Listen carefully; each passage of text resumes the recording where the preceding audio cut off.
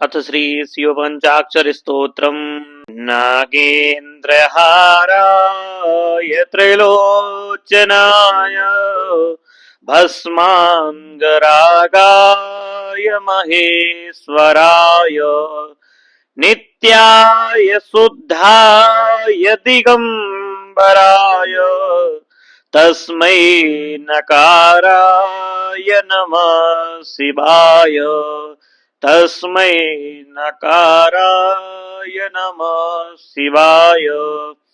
मंदाकिनी सलिलचन्दन चर्चिताय नन्देश्वर प्रमथनाथ महेश्वराय मंदार पुष्प बहुपुष्प सुपूजिताय तस्मै मकाराय नमः शिवाय तस्मै मकाराय नमः शिवाय। शिवाय गौरी वदनाब्ज वृंद सूर्याय दक्षाध्वरनाशकाय श्रीनीलकण्ठाय वृषध्वजाय तस्मै शिखाराय नमः शिवाय तस्मै शिखाराय नमः शिवाय।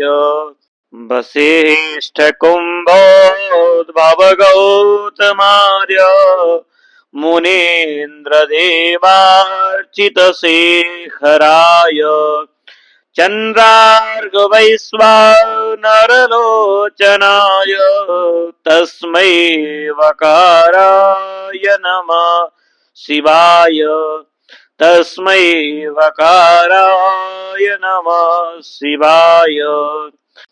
यक्षस्वरूपाय जटाधराय पिनाकहस्ताय सनातनाय दिव्याय देवाय दिगम्बराय तस्मै यकाराय नमः शिवाय तस्मै यकाराय नमः शिवाय। पञ्चाक्षरमिदं पुण्यं या पठेत् शिवसन्निधौ शिवलोकमवाप्नोति शिवेन सह मोदते शिवेन सह मोदते।